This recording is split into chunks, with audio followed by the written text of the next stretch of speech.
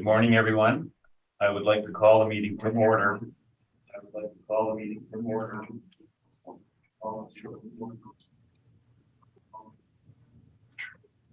Actually, if the panel members could mute, we'll try that first. Panel members could mute. Bob, could you mute? Bob, could you mute? Just repeating.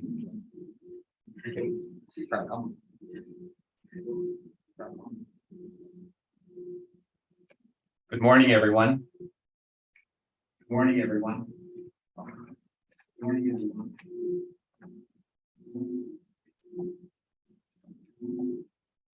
Try it now. Good morning, everyone. Oh, we can't hear them. Yeah. Okay. So I will. Are you going to take this offline? I'll take it off. Okay.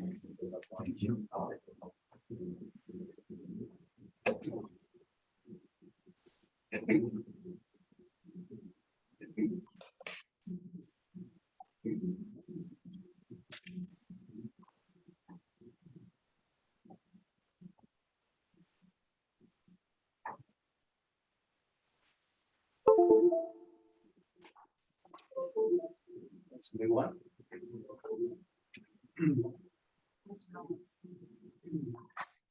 The last week we had one in there, and we had the council building because similar things were happening.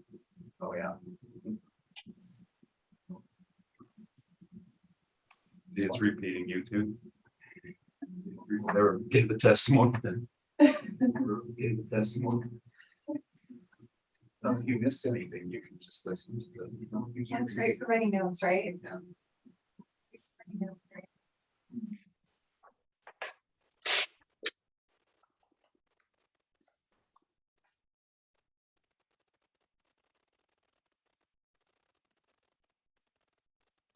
I know one it's these are also one.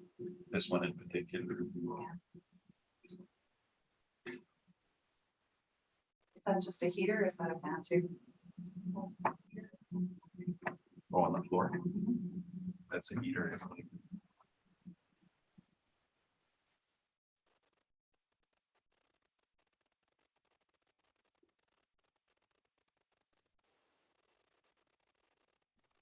Okay, just see if there's any feedback. Good morning, Bob. Good morning, Brent. Good morning, Faye. I think we're okay then. I think we're okay. Good morning, Faye. Morning. Morning, Jennifer. I apologize with the technical difficulties, but we'll start this again. Yeah. And who's the appellant? Who is that? Good morning, Mr. Hutchings. Oh, Mr. Smith. Hi, how are you? I'm well. How are you? Good, thanks. We're good. Thank you. I'd like to call the meeting to order and acknowledge that we are in Treaty 1 territory, the home and traditional lands of the Anishinaabe, Ojibwe, Inuit, Cree, and Dakota peoples, and in the national homeland of the Red River Métis. Drinking water comes from Shoal Lake 40 First Nation in Treaty 3 territory. I'd like to introduce the members of the panel, secretary, and the assessor today. My name is Brett McIntyre, and I'll be chairing this meeting. Our panel members that's Zooming is Faye Branson and Robert Hutchings. Our assessor, who is in attendance, is Jennifer Martins, and our secretary is Stephen Lund. To the participants of the hearing, please note you are placed in the waiting room until your property is called upon. When it is your turn, you will be admitted into the meeting. Kindly follow along in the City of Winnipeg's Boardroom YouTube channel for the hearing process. Once the host admits you to the hearing, please close or mute your YouTube player. You will then be permitted to speak with respect to your property. Once your hearing has concluded, you can leave the meeting. We will be hearing applications for revision of the assessment roll in accordance with the Municipal Assessment Act. The matters for which revision is requested have been described in each application, and we will limit discussion to those matters. The statements that are made at this hearing are sworn testimony, and anyone speaking to the matters must be sworn in. Please be advised that comparisons of assessments of properties are not considered evidence of market value by the Board of Revision. The Board of Revision is appointed annually by council and is independent of it and the city administration. It makes its decisions on the basis of the evidence provided at this hearing and issues a written order that will be mailed to all parties as soon as possible. Please note that the board's decisions with respect to an application may be appealed to the Manitoba Municipal Board if the matter pertains to assessed value or classification, or to the Court of Queen's Bench if the matter pertains to the application of exemptions from taxation. Should you wish to appeal, information on how to do so will be included with the board's order. With respect to the hearing process, I will confirm the points of appeal with your property to be addressed with each applicant following the swearing in.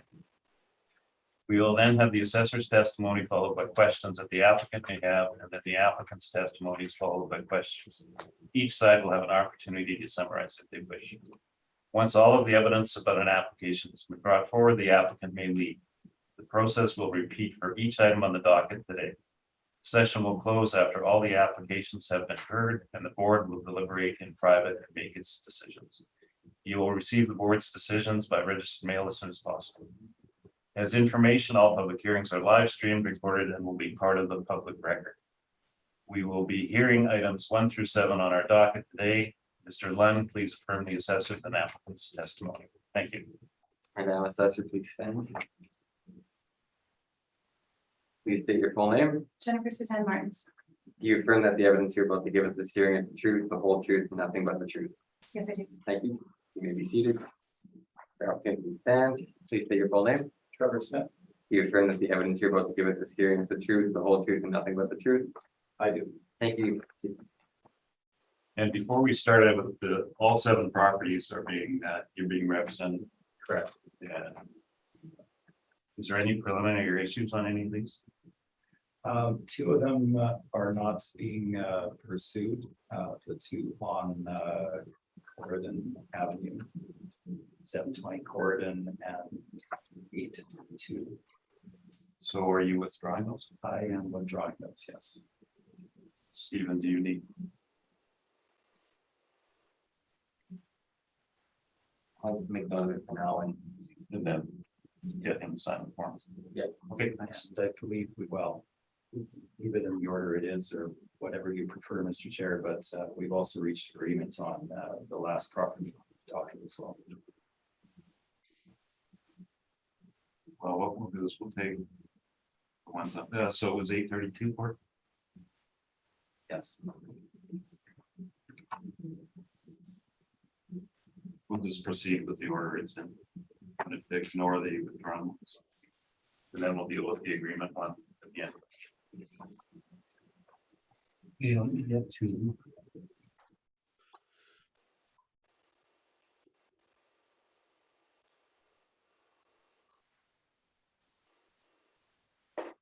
So the first property on the docket today is 207 St. Mary's Road. And Jennifer, you can proceed with your presentation. Thank you. This is roll number 06081541000207 207 St. Mary's Road. For roll year 2023 with reference date of April 1st, 2021. We have the assessed value at $956,000. This is a restaurant. We have the actual year built as 1999, with the effective year built as 2005. The wall height is 15 feet. The land area for this property is 15,285 square feet, and the plan area for the building is 1,380 square feet. If we look on page 3, we have some comparable rents, and they range from $36.83 to $44 per square foot. On page 4, we have the income workup for this property. It's a restaurant. We've got the rent at $40.78 per square foot, giving us potential rent of $56,276. We have a vacancy at 6%, with the expenses at 3%, giving us an NOI of $50,650, with a capitalization rate of 5.3%. That gives us the $956,000. On page 5, we show that there's a note at the bottom. It's just, again, the income workup, but there's a note at the bottom noting that the estimated potential rent is net of all expenses to the owner, including the cost of management. And we've got page 6, we've got our capitalization rate information, followed by some municipal act excerpts. And on page 8, we've got a map showing the location. This property is by the intersection of St. Mary's Road and Highfield Street. And the bottom of page 9, you can see a picture of the building. When I'm looking at page 8 and 9, it looks like it's the mailer.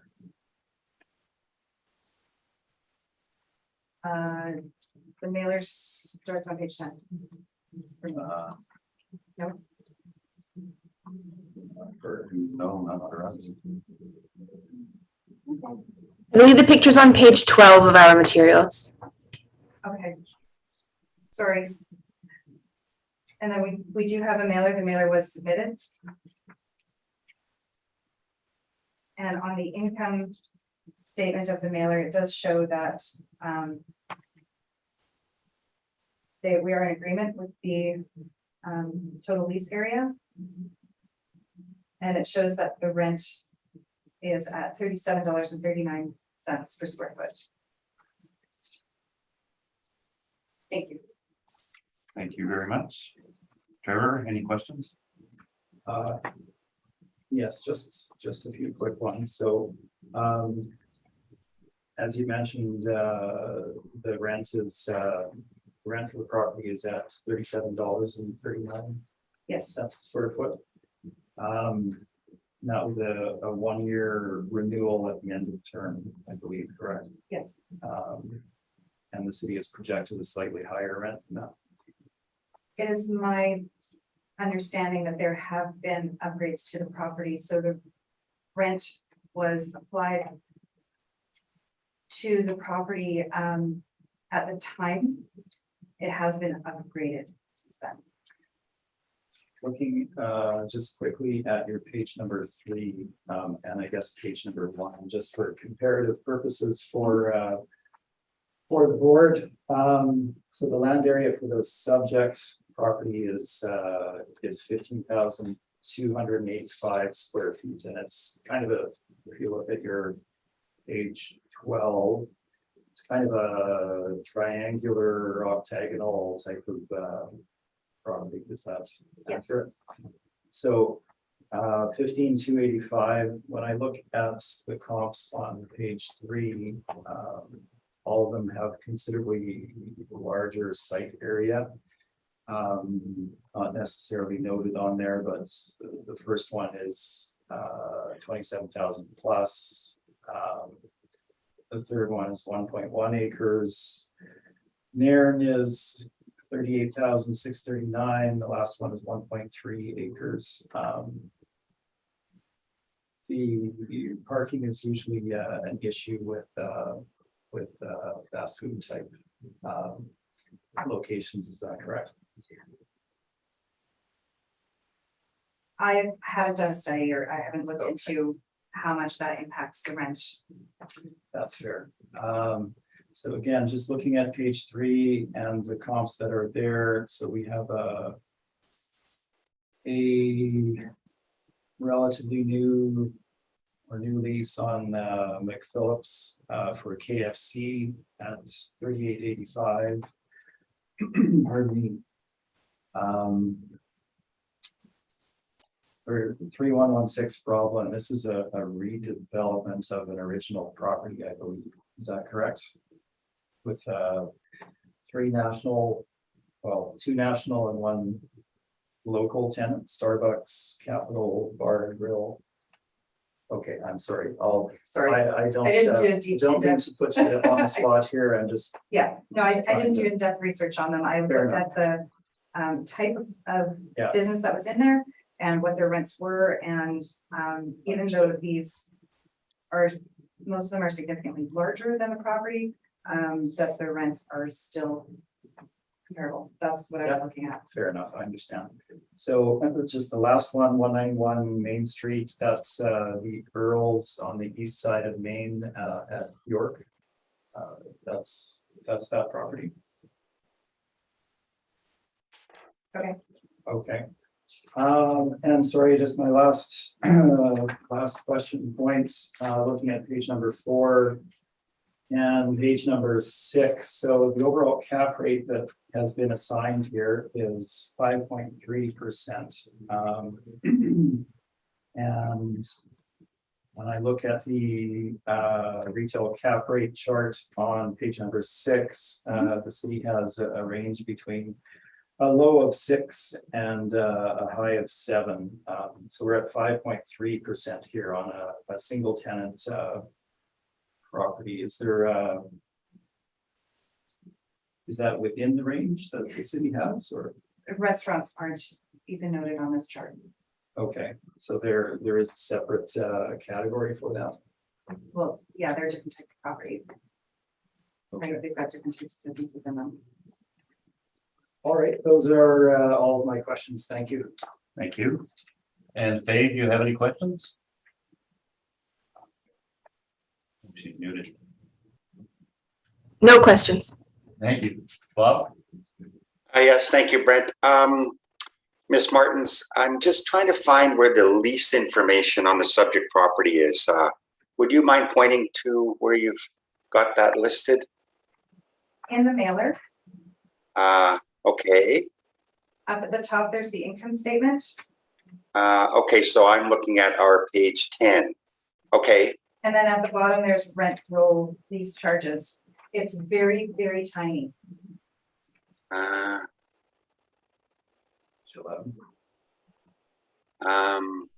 Yeah, that's great.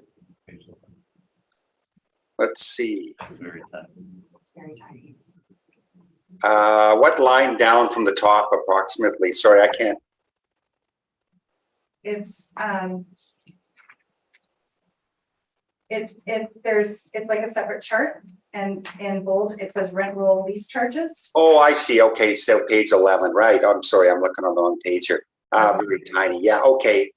I see it now. Okay.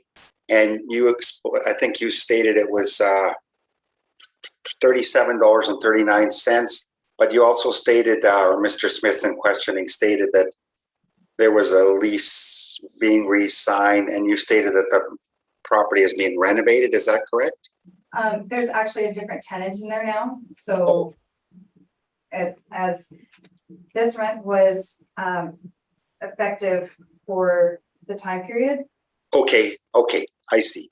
but for the current tenant, has been adjustments have been made to the building and the property, and it's a new tenant. Okay, I see, I understand. Okay, my last question is location. I'm trying to figure out, so we're on the east side of St. Mary's Road, just north of Traverse, I guess, or is it south? Do you know where the Red Top restaurant is? Is that what that one's called? It's right by the Red Top. So it isn't the Red Top, but it's actually next door. Yes. Was it a Robbins or something? It was a Robbins, yes. Okay, and then it was rebuilt or just renovated for the new? Just upgrades done. Okay, Yeah, for the new tenant. okay, now I understand where it is. Okay, thank you. Thanks, Mr. Chair. That's all my questions. Thank you. I just have one question, following Bob's question. Is that still a Rob's Donut? No. It's now a Starbucks. No, it's not Starbucks. Okay. That was my only question. Thank you. Trevor, you can proceed. Yes, thank you. So just to clarify, with regard to tenancy, et cetera. First of all, can everybody hear me well? I'm readjusting to being in hearings here. Yes. Okay, great. So this was a Robbins Donuts on a long-term lease. They originally started in 1999, and that lease terminated in 2019. They did a one-year renewal, and that term ended March 31st, 2020. At which point they vacated. They may have vacated slightly early. I can't remember. And the property was vacant through the valuation date for the tax year under appeal. It has been tenanted since that time, and yes, renovations have been done to the property for the branding of that particular tenancy, but the property was vacant from March 31st, 2020, going forward through the valuation date of April 1, 2021. I'll skip back here and begin at the start of my brief. So subject property, just to help you locate it, we have, and my map on page number 6 is not ideal. It's a bit large scale, but you can see the general location of where the subject property is. It's located, as Ms. Martins had mentioned, it's located just north of where the Red Top is. There's a small strip mall there with all local tenants. Dan Vandel's office and some auto repair places, etc., are in there. And then you have where this Robin's Donuts location was. So we can see an aerial of the subject on my page number 5. If you care to look, it'll give you a bit of an indication of the layout of the property. Certainly not ideal in terms of a retail location, in terms of parking and access and egress from the subject property. As mentioned, adjacent tenancies are the Red Top restaurant, which has been there since the 50s, I'm going to say, just to the south of the property. There is a Midas Muffler location, and then we have the small strip mall, which is built in the 60s. Dan Vandel's office is there, and again, some other local tenancies, but no nationals. So that's the type of location we're looking at. On the other side of the road, it's all small street front office / commercial properties, and then you have the high school, whose name I'm currently forgetting, just to the north of that on the west side of the St. Mary's. So the property itself, we have site area of 15,285 square feet, as I mentioned earlier, with a leasable area of 1,380 square feet. Now, the thing to note here, of course, is the parking and access for the property is significantly less than ideal in terms of getting enough parking for clientele, as well as access in and out of the site. Let's move on from that to valuation for the subject property. So as noted earlier, this was a Robin's Donuts lease. It started originally in 1999, ran through 2019, and they did a 1-year extension as shown in the addenda, where the rate was $37.39 per square foot. Now, on an overholding or extension such as that, typically you charge a premium rate for a short term, such as 1 year. So they were paying $37.39 per square foot for that site. That gives us an annual rent of $51,600. Let's look at whether that falls within the standard market rental rate parameters. So what I've done in the middle of page 9 is give you some retail restaurant comparables similar to the subject in terms of size and visibility, location, etc. So let's run through these quickly. The first one is a newly built Starbucks, 2015 is the year it was developed, similar size, 10-year term, starting in 2017. leasing for $40.50. Now that is located in a brand new development adjacent to Polo Park to the north with other national tenancies. 1399 McPhillips, our second comp. Dairy Queen, this I believe is a renewal at $38 a square foot in 2017. That's also on a retail strip mall with other national tenancies as well. Third one down, also $1,400, same as the first one. Newly developed, $35 per square foot.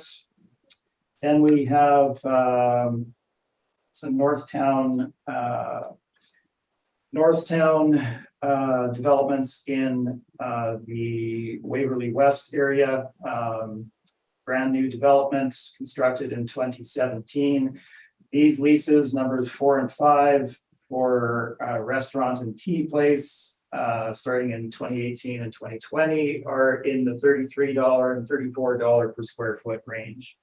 So under the $37 being charged for the subject property, for a brand new location in a pretty ideal location in Southwest Winnipeg in terms of the drawing power and the general area is considered to be one of the premium areas in terms of retail development in the city. Last property, 1399 McPhillips, similar size. It's a juice place, lease in 2017 at $33 a square foot, again on a strip mall. Now our range here, $33 at the low end, between 33 and 38. With $1,400 for the Starbucks being slightly higher for the end cap that they occupy on a brand new development by Polo Park. One thing I would point out in terms of the subject property, in terms of the desirability of the subject property, Tim Hortons has been looking on St. Mary's for locations for many years. It's a difficult street to develop on, simply because of the age of it and the street front nature of the developments that are there. It's not conducive to redevelopment of the existing properties. So it's been quite a challenge for them to locate on this street. This property did become available for lease, and they elected not to pursue it.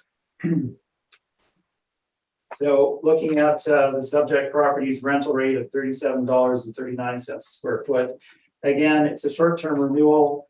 I would suggest that it's on the high side due to that fact. You generally have a higher rental rate being charged on short-term renewals of 1 year. And so in my estimation, based on the comparables that we have available, I would suggest that it's at least equal to market rental rates and perhaps higher. Moving on to the expenses. We have used a vacancy rate of 5% in our analysis. The data to support that is on page number 10. The expense allowance issue, I know 2 of you have heard extensive commentary on this, but perhaps our third panel member, Ms. Branson, I'm afraid we haven't met yet, so I haven't discussed this with you. I'll run through this quickly and briefly, just to outline our position and then not repeat it.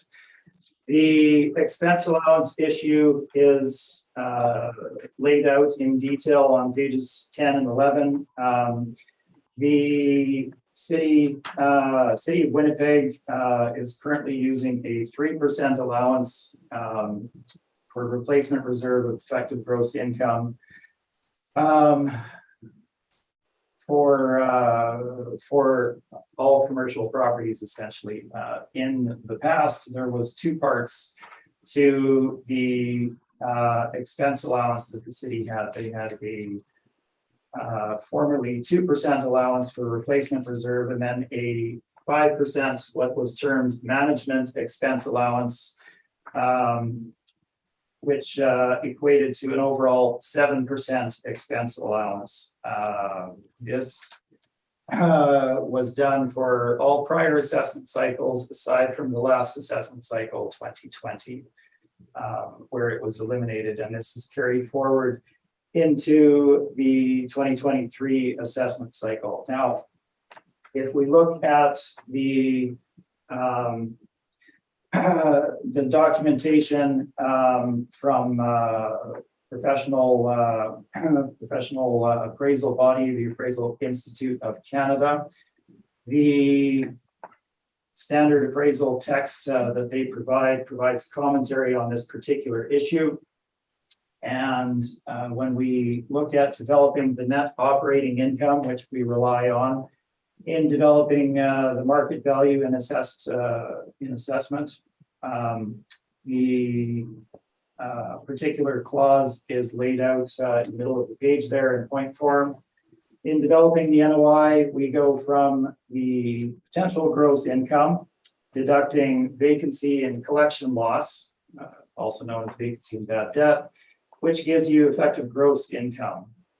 Following this, we deduct operating expenses that are paid by the landlord, and then arrive at the net operating income.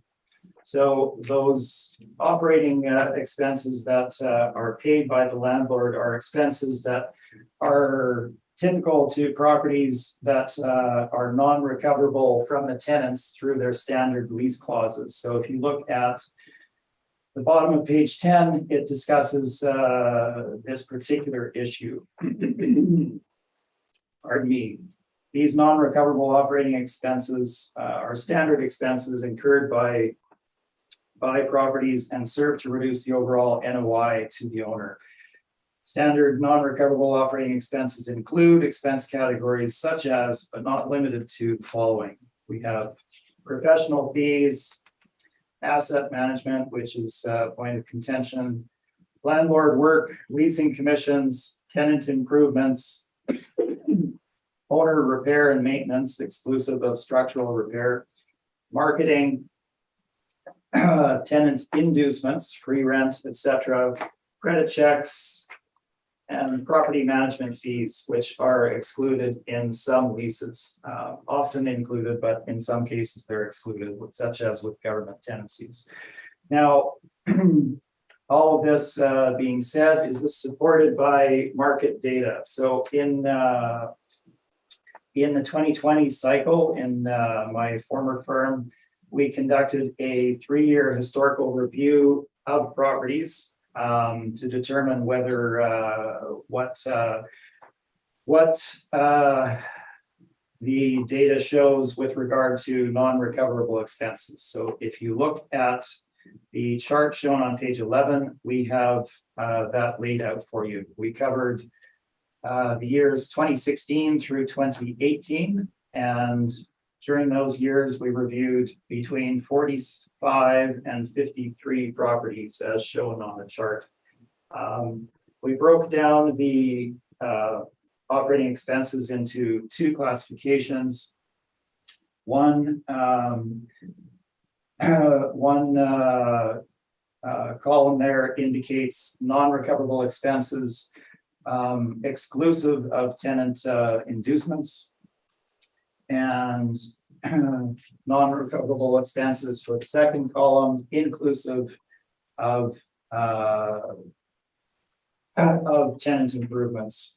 So as you can see, the 3-year average is 11.5% and 12.7%, obviously with variation year to year as shown in the chart. So the overall initial value that the city of Winnipeg had utilized of an overall expense allowance of 7% is certainly well under the data that we collected, showing between 11.5% and 5%. All that we're asking is the reinstitution of this overall 7% allowance, again, composed of the two portions, 5% and 2%. So we're asking for the 7%. I will not cover that again. Happy to answer any questions you have on it. With regard to shortfall, the subject property has operating expenses just under $15 per square foot. We're not asking for that in the valuation. We've deferred to the city's $8 per square foot. Let's move on to the capitalization for the subject property. If we look at the market participants, national commercial brokerages, Cushman Wakefield and CB Richard Ellis have, for the relevant time frame, indicated capitalization rate ranges of 6.5% and 7.25% for non-anchored retail strip malls. So your general standard strip mall, essentially, without a grocery anchor or a drug anchor, etc. And that range is for, again, investment grade retail assets. So property with good parking, good tenants in place, good leasing, management, etc., as well as visibility and location, all of the parameters that go into a quality property. The subject property itself, we're looking at a single tenant location with a relatively small site area in terms of, again, access and parking on site. And it does not have the benefit of being a multi-tenant property where the risk that you have in terms of investment is spread out over a greater number of tenancies. If you have a vacancy that occurs for the subject property, the entire property is vacant. If you have a vacancy that occurs in a multi-tenant location, you have a single tenant that has gone vacant. So whatever portion of the mall is vacant, you still have tenancies within the rest of that mall supporting your investment. Let's look at our market cap rate study. We presented 4 properties here. All of these are relatively standard strip malls with sale dates between 2018 and 2021. With cap rates ranging between a low 6.7%, 2 in the 7s at 7.5, 7%, and a high of 8.9% for a retail strip that transacted in 2021 on Henderson. Looking at the subject property, again, we have a single tenant here in a what I would term an older developed area with street front retail. It's not surrounded by other supportive national tenancies or anything of that nature. The site itself is less than ideal, but it is relatively small, so it would appeal to a greater pool of investors. So we've gone to the low end of the range and used a cap rate of 6.5% in our analysis. So on page number 12, this is all summarized. So the market rental rate is supported by the data we provided. Our parameters are there, including the 6.5%. So when we capitalize the NOI, we arrive at a market value of $693,000 for the subject property. The addendum materials include the brokerage material with regard to cap rates for the relevant time frame, as well as the lease information for the subject properties. Thank you, and I'm open for questions. Thank you. Jennifer, questions? First, with your rents on page 9, are any of those properties standalone properties?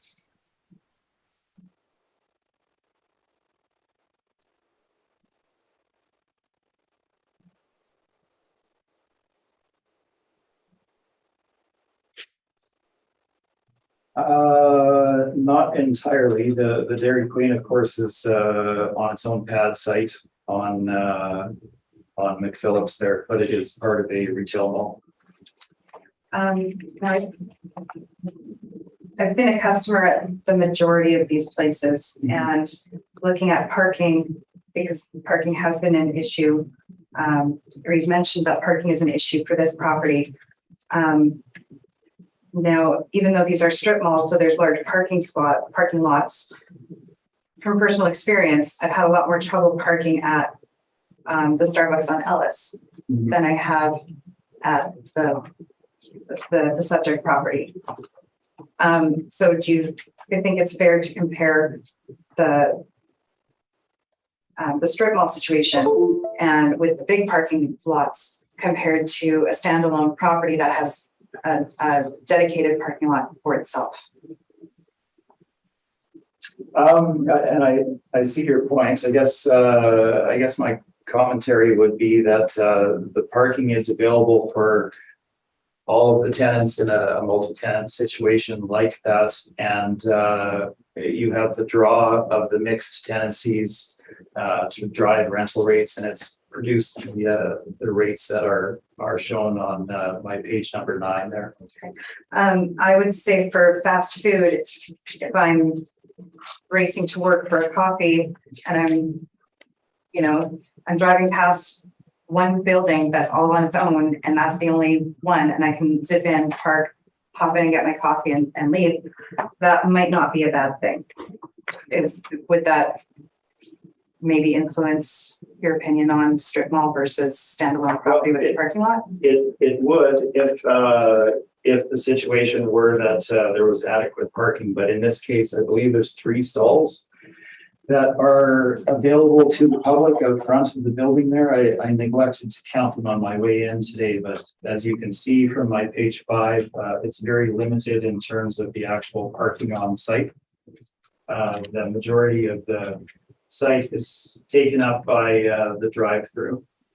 Well, when we look here, it looks like on your front page, it looks like there's at least one handicap spot over here. It looks like there's parking spots by the sign, and it looks like there's a truck parked off to the side there. So it looks like there's at least 8 spots. Okay, well, we can disagree about the number of stalls, certainly, but the point being that parking on site, it's very limited.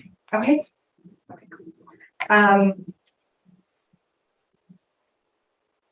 Now the cap rates, just touching briefly, are any of these cap rates on standalone properties? No, none of them. All of them, as indicated, are for multi-tenant strip malls, Okay. which would be superior in terms of investment risk. Okay, yes, I do have rebuttal in regards to the expense allowance. Did we want to go on that now, or do we want to do your question, the board members' questioning, and then? Well, I think we'll do it after the board questions. Thank you. Trevor, and then Stephen, have you got it? Okay. I emailed it yesterday. Okay, let's continue while he's looking. Faye, any questions? Not sure that I received the file. We sent it out yesterday. I sent it yesterday. I actually have access on my phone here. I see an email for rebuttal package for hearing August 17th. I'm sorry. I was handing in a bunch of other stuff for August 17th. That was for today. That was for today. Okay. I'm so sorry.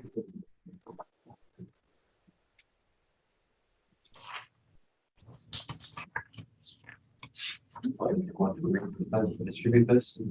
Well, we'll have the panel do the questioning if they have any, and then we'll go into recess. Faye, any questions? Trevor, you made a point about asset management being a point of contention. Is there any to expand upon that further with respect to this property or analysis?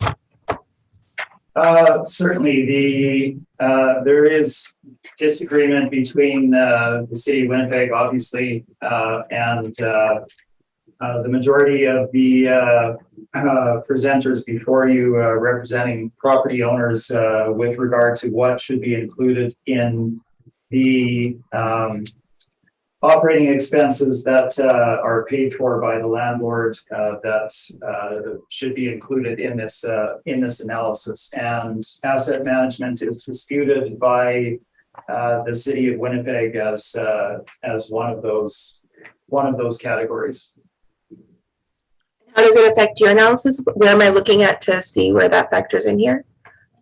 So I have not given timeframes, etc. I haven't broken down our analysis that was done for the prior cycle point by point and presented that material. We simply never have time to go over it. So I have not broken out each of these categories individually.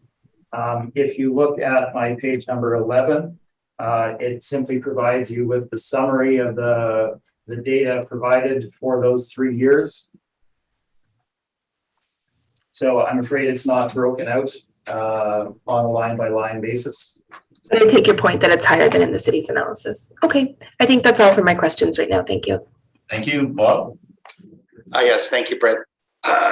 Trevor, I'm just going to ask you on page 1 of your presentation, you're stating a different value than your workup, not by much, but I assume that's should be revised. Would that be fair?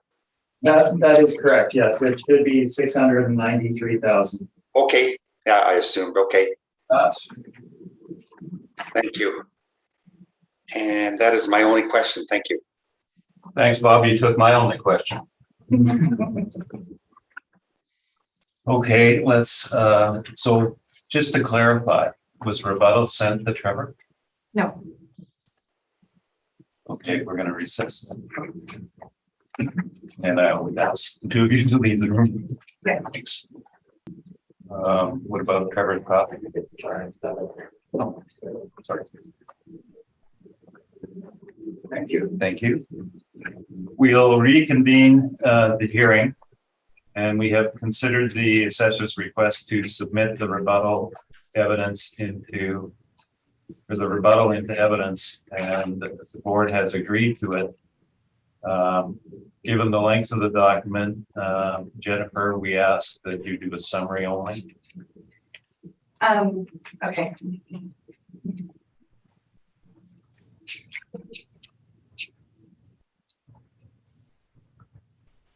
The majority of the document is addenda and is referred to in the first few pages. If you want to highlight the first 2 pages, Yes. and we can read the addenda. For the 2020 general assessment, the assessment taxation department altered the approach for expenses. Because we do assessment every 2 years, not taking into account the delay in assessment in the assessment cycle this time, because we are returning to 2-year cycles. We're legislated to do a full assessment. So that's what is stated in it's confirmed in the Court of Appeal decision, Broadway Square Limited versus the assessor, which states the valuation of real property for Manitoba for municipal purposes is quite complex. It is governed by the Municipal Assessment Act. The statutory scheme requires that a fresh assessment of all the properties be carried out every 4th year, which has now been adjusted to every 2 years. And I'm sorry, this report is referring to Stevenson Advisors. I haven't had an opportunity to adjust the document.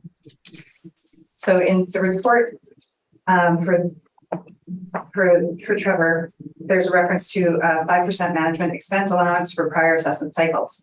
So regardless of the approach that ATD has used to derive market value assessments in the past, with each general assessment, the department reviews market data and employs appropriate methods to fulfill the mandate of estimating value. So to develop the 2020 general reassessment model, we analyzed income and expense information and derived model generated net operating incomes, net of management expenses, Therefore, the model generated NOIs developed through a fee simple interest valuation are already net of management expenses.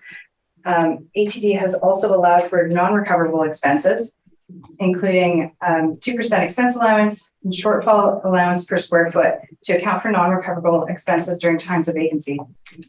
The 2% general expense allowance was always intended to include expenses incurred by the landlord that are not recovered by tenants. Those expenses could include advertising, promotion, professional fees, structural repairs, etc. On the next page, we've got non-recoverable expenses. In the narrative report provided by Trevor, it is indicated that standard non-recoverable operating expenses include expenses categories such as, but not limited to, professional fees, asset management, landlord work, leasing commissions, tenant improvements, owner repair and maintenance, marketing, tenant inducements, including pre-rent, credit checks, property management. It's the department's position that the inclusion of a number of these expensive items is contrary to the municipal board case law. There's a long-standing history of municipal board orders stating that the following items should not be treated as expenses: leasing commissions, tenant inducements, tenant improvement allowance, and free rent. And below are 3 municipal board orders indicating this. Do you want me to read through that or leave that to you? Just mention the relevant facts. Just mention the relevant facts. For the first one, the relevant facts are: number 1, tenant improvements, leasing commissions, and leasing incentives are not expenses which may be used to reduce income for the purpose of calculating market value.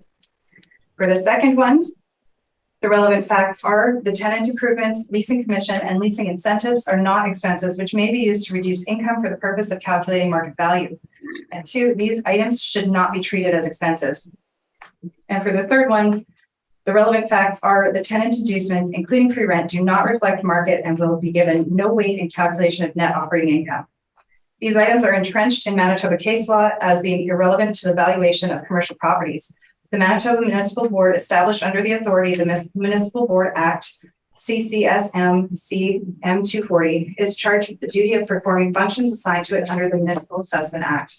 The Manitoba Municipal Board is the highest level of court within the province of Manitoba to receive and resolve property assessment appeals with respect to amount of assessed value or classification of property.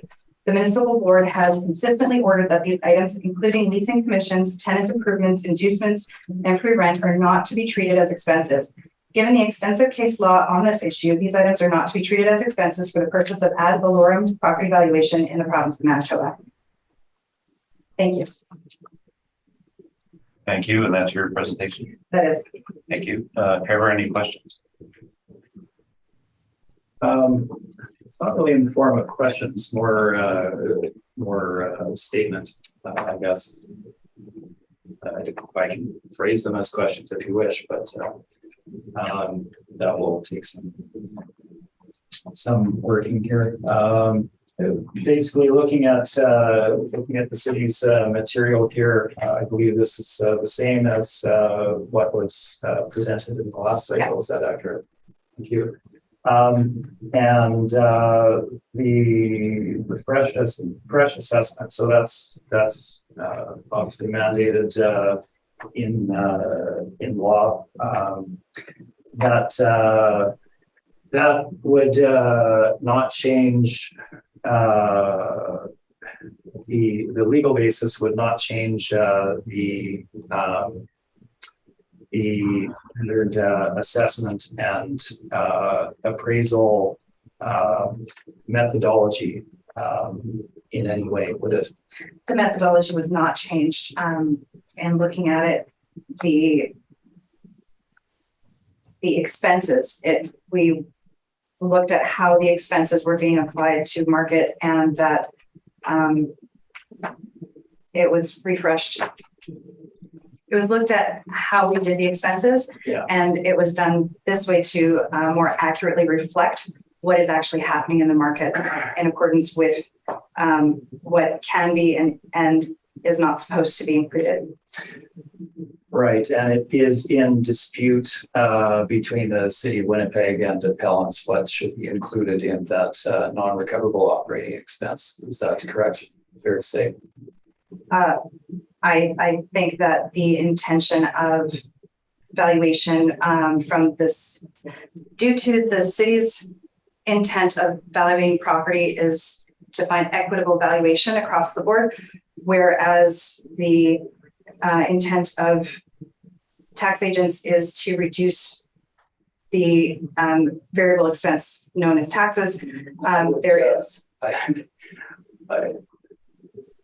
not sure that's a fair statement that we're simply looking to reduce taxes. We're looking for equitable treatment of properties as well. Agree to disagree. And then we come at what can be included as expense and what is not included as expense from a different perspective. So it's fair to say that, yes, there is controversy and that we disagree on what should be included as expenses. So these, and I hate going, and I'm sure we all do, assessor panel, etc. I hate going through this extensively on every time. One of the difficulties that I find here is that we have significant differences in what is stated by the city in these hearings. I've been in these hearings. Trevor, I think that's more of a comment. It is a comment. Question. It is a comment. My comment is that I've heard exactly the opposite with regard to the methodology question that I had, that it was changed and they discovered that the 5% that was allowed should not have been allowed because of the management that it represented, etc. So we're getting different. Well, I think both. Can I respond to that question? I think that it's seeing as we're all different people, we take away from it a different perspective. I didn't see it as a change in methodology. I saw it as a change in what was allowed. There's still expenses allowed. We're just looking at what is actually happening in the market and looking at how our assessments and how the expenses that are included in our model more accurately reflect what the actual expenses that are allowable from the previous decisions, and how that can be more accurately reflected in the model. So it's not really a change in methodology, it's a change in, it was clarifying what is and is not allowed, and it's making it more reflective of actual. In when we take a look at what previous decisions have guided us to say is included and is not included. Well, I think we'll conclude this discussion because it could be going nowhere. I don't want to belabor the point, but this is the one and only time we're going to talk about this today on the remaining our 4 properties. So I do have. Do you have questions regarding I my? will phrase it as a question. Yes. So let's move it along. Let's look at the file number 9781-076. Relevant facts. It states tenant improvements, leasing commissions, leasing incentives are not expenses which may be used to reduce income for the purposes of calculating market value. Now, my understanding in discussions with and reading of that particular decision is that the appellant in question attempted to use So you weren't the appellant. I was not the appellant. No, this is, I believe, in 1997. In any case, looking at the relevant facts as stated there, they attempted to use tenant improvements, leasing commissions, and leasing incentives to reduce the net rental rates, to bring them down to the level indicating the effective net rental rate, the actual amount that the owner uses by deducting tenant improvements, leasing commissions, etc. So they were reducing income, not utilizing them as expenses. So that particular decision, in my understanding and discussions, is misleading. Is that fair to say? There's my question. I haven't looked at that, and I feel that either way, I think that's a relevant question. yeah, whether It is. whether it's used as an expense or whether it's used Okay. to decrease. Sorry. This is going nowhere. What is your question regarding the relevant facts, because that's all Jennifer spoke to. I think I've asked all of my questions. I'll speak more about it if I need to in the remaining properties. Okay, thank you very much. Faye, do you have any questions? No. Bob? No questions, thank you. And I have some questions. Thank you. So that we concluded 207 St. Mary's? I think so. I think so.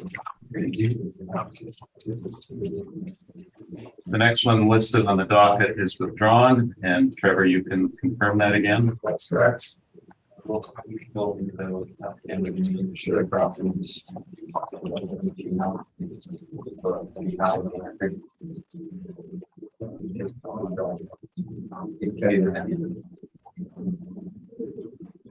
The next property on the docket is 336 Broadway, and Jennifer, you can proceed. This is roll number 12092566000 336 Broadway. This is for roll year 2023 with a reference date of April 1st, 2021. The assessed value is $625,000. The classification is 60 and the liability is taxable. The actual year built is 1957 and the effective year built is 1970. The wall height is 21 feet. The land area is 5,659 square feet, and the plan area is 2,977 square feet. We look on page 2.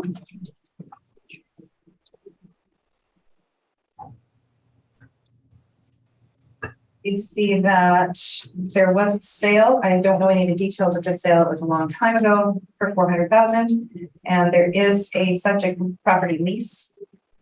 And that started 2019, and it is for $9.28. And if we look, I do believe that it shows that the owner, 336 Broad Limited, and the tenant are the same.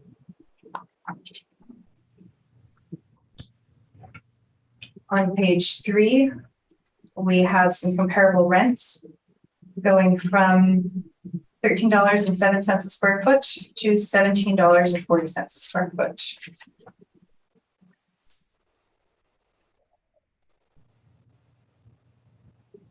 On page 4, we have the income workup. It shows that the area of the main floor is 2,977 square feet at $13.91 a square foot.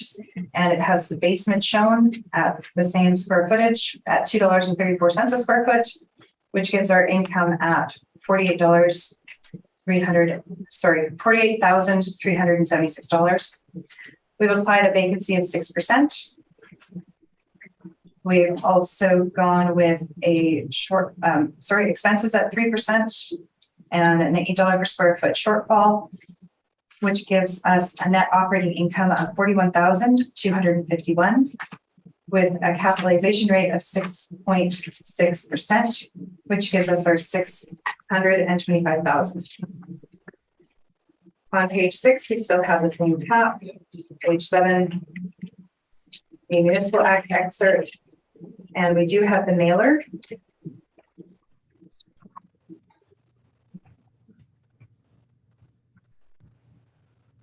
And so I'm just looking for the tenancy. I believe it's page 15, the rent roll.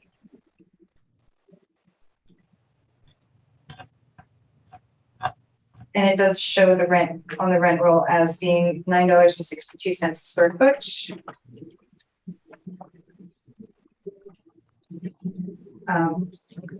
Probably not arm's length though. And on the last page, we have a photograph of the property. And then a map just showing that this is at the corner of Broadway and Hargrave.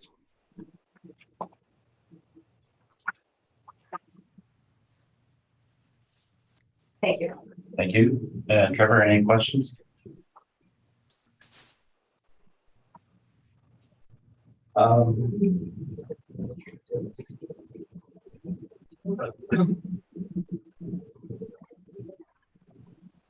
Yes, just, do we have anything indicating that the tenant and the owner are the same? Just that the owner is 336 Broad Limited. And under our subject property lease, it shows that the tenant is 336 PH Broad Limited. Well, Is that different? 10040234 Manitoba Limited as the tenancy. As shown on page 15. Yes.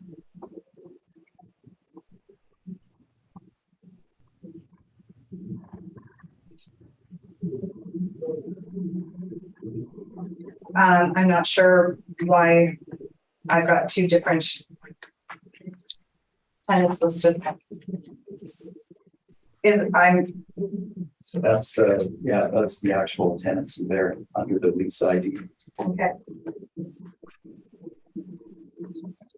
Sorry, I was distracted. Looking at, page number 2, the actual area leased for the subject property is the main floor, correct?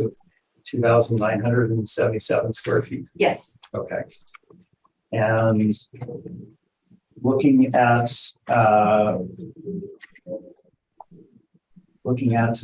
comparables on page 3,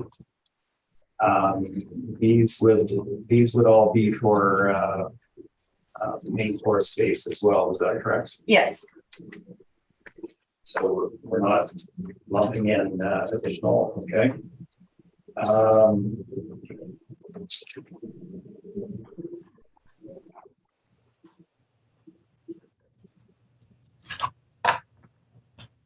Those are all of my questions. Thank you. Faye, any questions? No questions. Bob? Yes, thank you, Brent. Can the assessor provide me with your blended rate, please, for the basement and the restaurant, main floor?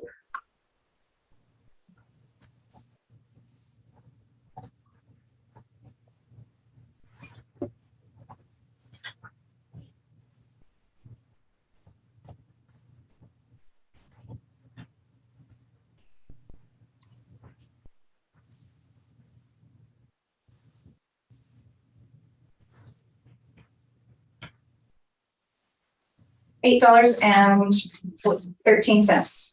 Okay, thank you. And in regards to that, you've got it classified on page 2 as substandard basement. Any knowledge of what that basement is used for? No, not personally. I'm not sure if that's locked off from the tenant or if that's, it looks like it's large enough that it wouldn't just be like used for the machinery, the furnace or hot water tank and whatever. It looks like could be used for anything. I don't know if it's nice enough down there to have an office. I don't know if it's dirt floor. I have no knowledge of what the condition of that basement is. Okay, and no history of usage there for storage or anything like that? I didn't have any notes on that and I didn't get to go and inspect, but it could be anything. Yeah, okay. But it's your policy to assess it at, you're putting a rate of $2.34 on that area. That's correct. That's pretty much standard. That's what we use for restaurant basement, regardless of if it's dirt floor or if it's like office space. Okay, thank you. That's my only question. Thank you, Brent. Thank you. Well, just going further on that, so you wouldn't know the ceiling height down there? No. Did you inspect it? No. Yeah.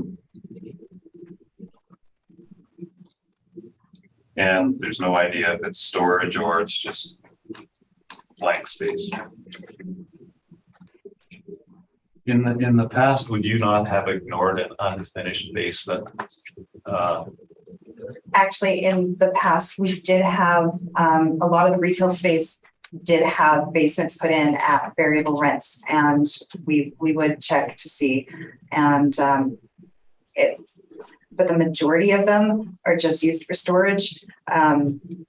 I have gone down and there's been, office space for the manager or whatever. I have gone down and it's been dirt floor and mold.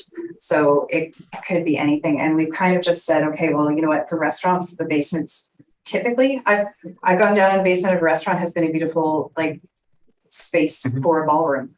So it could be anything. But as they don't typically rent out basements on their own. But that being said, it is additional space that is available for their use, especially in a building that is a single tenant building. So is the same rate applied no matter what the finish is downstairs? The same tenant class is applied. So that's not necessarily the same rent, but it's the same tenant class. So it's also impacted by size and all the other factors that impact our rents. Well, and a ballroom in the basement then would have a higher rate than $2.82. It depends. It depends on if that's actually been assessed that's what it is. And we found that a lot of the time with the older buildings, there's one building, it's got a beautiful basement. It was used as a dance area. It was used as an art gallery, but because there isn't an elevator, it's not fully accessible. So the rental rate on that is significantly lower. So it's because it's not someplace that somebody could typically go down and rent, and would be very difficult to get a rental rate on, but it is still usable space. So we do give it the substandard basement. A lot of the properties that have less desirable will even just tick off a box that says that there is a basement, and we'll take off the substandard basement. So we do go down from this, but the fact is that I have no idea what's down there. Right. So we've just left it as substandard basement. Okay, thank you. That was my only question. Trevor, you may proceed. Certainly. So just to clarify a couple of points to start with, the owner and the tenants are not the same. They are arm's length. It is an arm's length lease.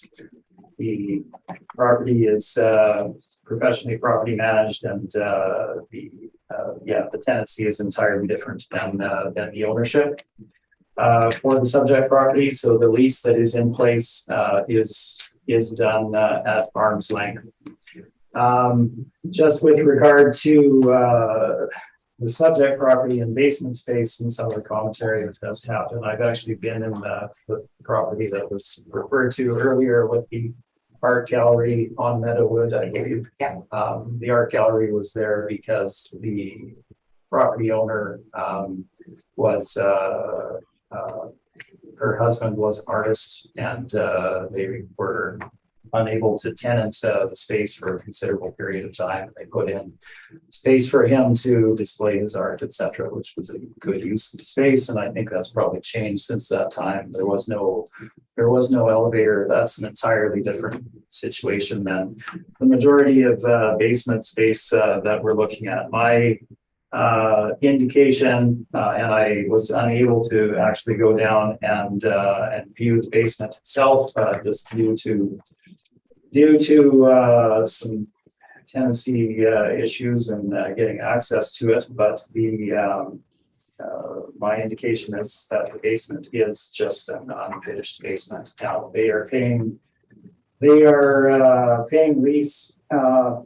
paying their rent on the area indicated, which is representative of the main floor space. Now, in the market, and this is general overall commentary, in the marketplace, what you'll find on commercial buildings by and large, nearly all the time, is that the tenant pays, their lease is structured such that they pay based on the main floor space and above, if there were a second story that they were occupying.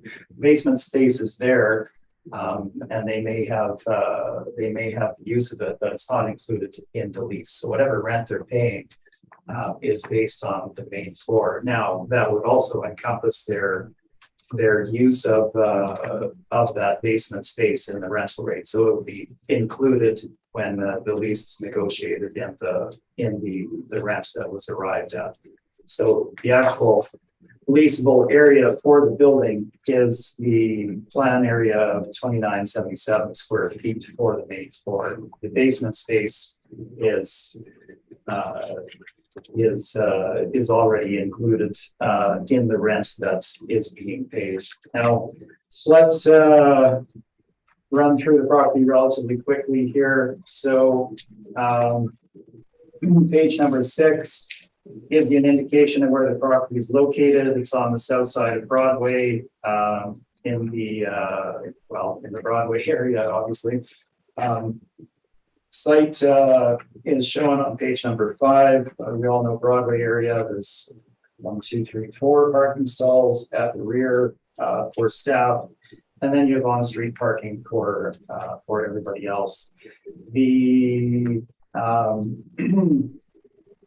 photos of the property are shown on page number 4. One of the exterior, and then we have one of the interior. Now, the tenancy for the property was twofold when it was done in 2019. It was Cafe 22 and Pizza Hotline operating out of the same place. So Cafe 22 was an eat-in restaurant. Pizza Hotline, obviously pizza delivery.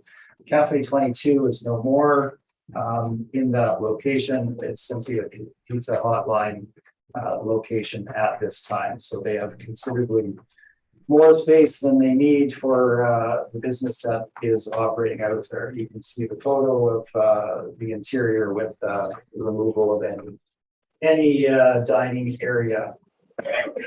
Pardon me.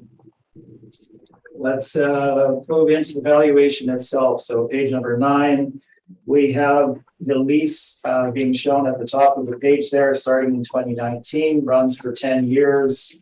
And the net rate is $9.28 per square foot. Again, that is arm's length. Now, is this at market? Well, let's look at some comparables for the subject. So I have given you, pardon me, a range of other properties at the bottom here, shown in the chart. We have properties of similar size, generally well-located retail properties. They're not all obviously standalone restaurants in the downtown area. That would be extremely difficult to come up with lots of comps in that way. They do range in what the tenancies are, age, etc. But by and large, what we're looking at are well-located properties that could be considered similar in terms of draw to the subject property. So our rental rate range for these properties runs from a low of $4.80 per square foot. This is for a property that's coming out today, 836 St. Mary's. It was a gross lease, 2 of those in that property. That's obviously on the low end. But by and large, we're looking in that $10, $11, $12 per square foot range in the marketplace. Now, that's not to say that there aren't properties that are below that. And as you can see, subject property itself is has a 10-year lease struck at $9.28 per square foot. Now, we look at the location for subject property on Broadway there. It's largely a daytime population that you're serving, and then takeout in the evening. So the daytime population obviously wasn't driving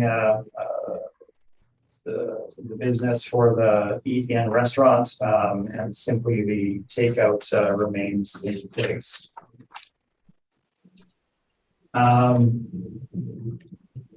Our vacancy for the subject property, again, we provide the statistics at the top of page 11 with regard to vacancy. I assigned a vacancy rate of 4% to the subject. The rest of our parameters to remain the same as shown on the following 2 pages, and we can move into the capitalization of the net operating income. So looking at the page number 13, obviously we have the same cap rate study already discussed. The market participants, major national brokerages are indicating a cap rate range for retail strip malls. So your standard retail strip mall of 6.5% to 7.25%. Now, obviously, the benefit of the strip mall, as stated, is you have a greater draw. You don't have a single tenancy. You have greater risk dispersion over having multiple tenants, and generally you have better location, etc. for these malls. So that would drive typically a lower cap rate than a standalone property with a single tenancy. Now, balancing that, we have a relatively small building that will draw more investors. We do have a long-term lease in place, and the location, while not perfect, is certainly not a bad one. So we have selected the low end of the cap rate range at 6.5%. And as you can see in the chart at the bottom, this results in our final market value of $365,000. Now, before we move on, I would draw your attention to the top of the page, or rather not the top of the page, the chart comparing our valuation versus the city of Winnipeg. So leasable area 2977 versus 5954. So basically double what the leasable area is. Actual rental rate is 928. The blended rental rate for the city is 812 or 813. Now, what does this produce in terms of the difference in income?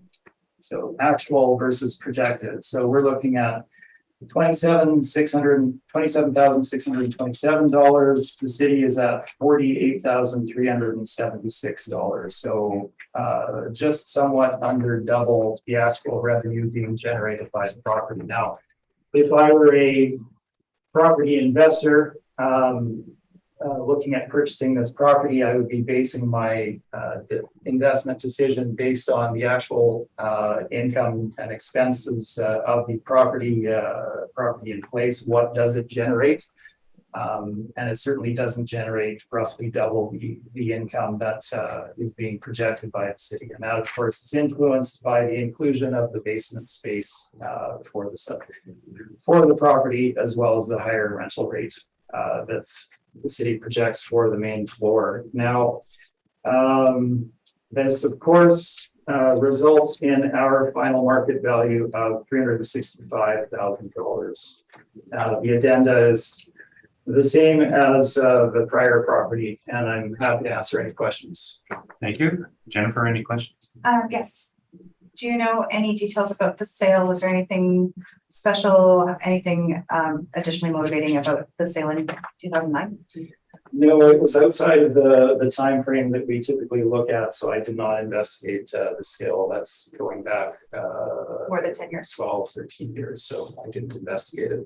Okay, so and since that time, has there been large periods of time where there's been extensive vacancy or issues with the building? I do not have the full background on the tenancy history for the subject. Okay, so you're comfortable with after 12 years being somewhat below the original sale price?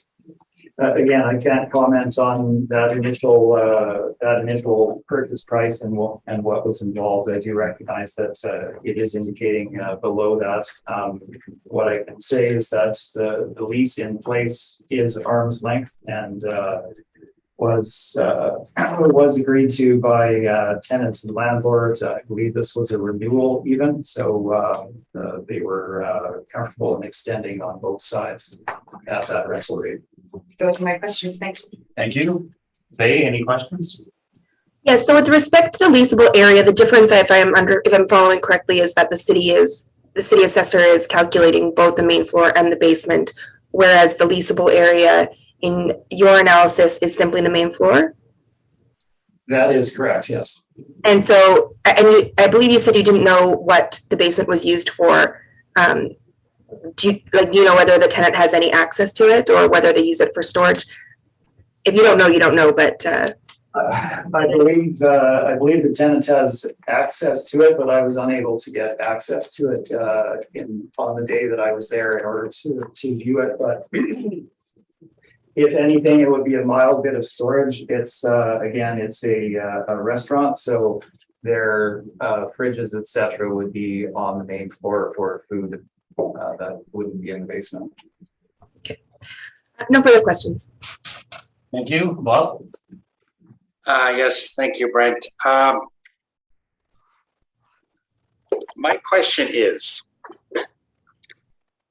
on this property, this isn't, my understanding, Mr. Smith, this isn't owner occupied, is that right? It's not owner occupied, it's an investment property. Okay.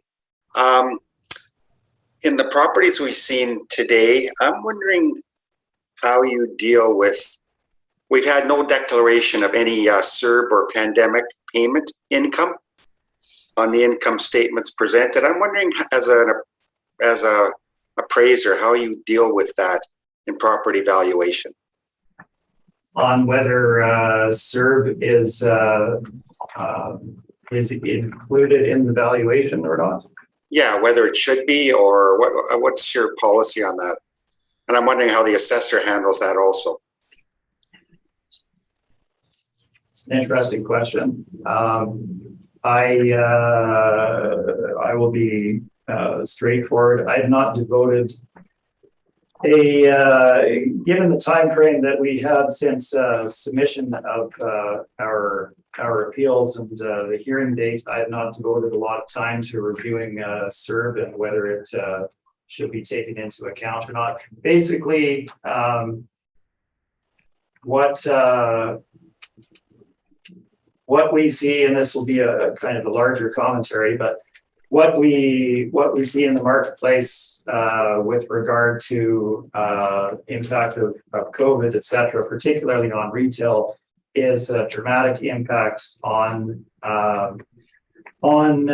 businesses' abilities to continue operating. Now, obviously, there's federal funding, as you've mentioned, that can be available to those tenancies to enable them to get through that period. But in many cases, we see tenants unable to continue and end up with vacancies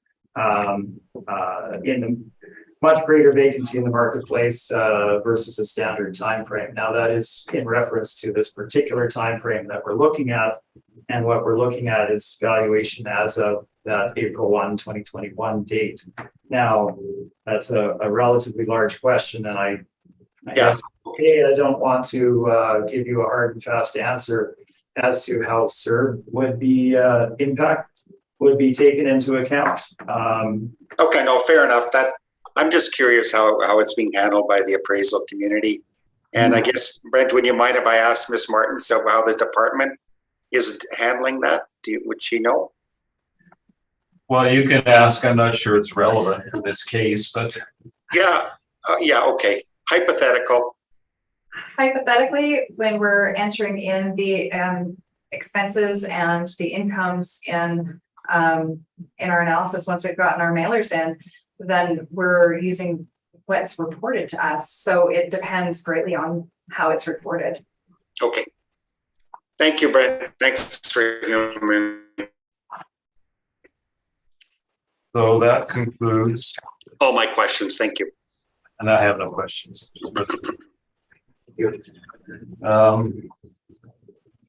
Does anybody need a 10-minute break?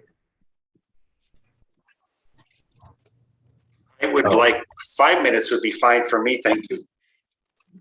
Okay, Bob, you 5 minutes. have 5 minutes. Thank you. We're going into recess in 5 minutes. And we're going into recess.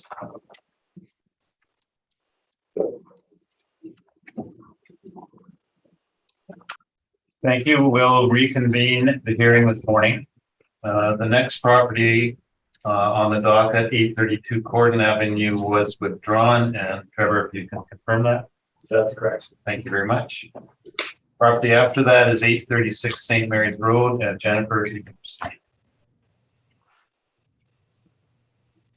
This is roll number 08002391500836 St. Mary's Road.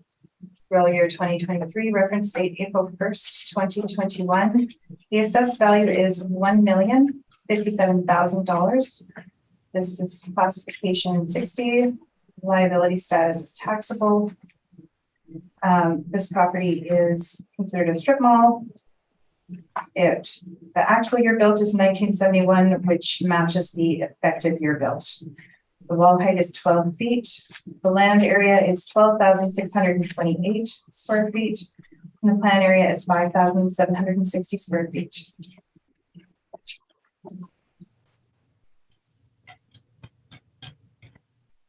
We have 2 older sales on the property. Not sure any of the details on them. And we have on page 2, we show 3 leases. And they range from 677 square feet to 1,969 square feet. And the rents range from $12 per square foot to $15 per square foot. We have some strip mall comparable rents. And we have rates from $12 per square foot to $18 per square foot. On page 4, we have the workup, the income workup. We have a potential rent of $73,772. That's using rents from $12.05 to $13.70. We have a 4% vacancy. The expenses are at 3% with a shortfall of $9. That gives us an NOI of $66,587. There's a cap rate of 6.3%, giving us our $1,057,000.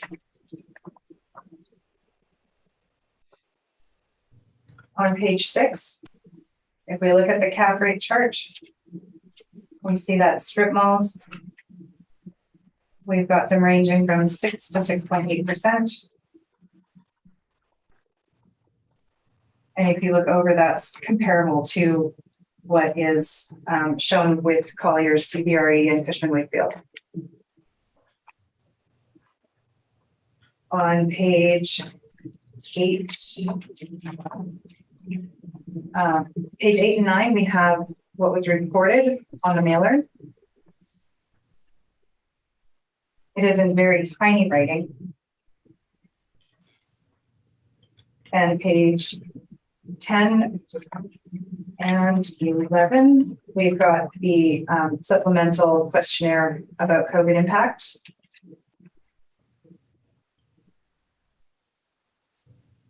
We have a map on page 12, just showing generally where this is located.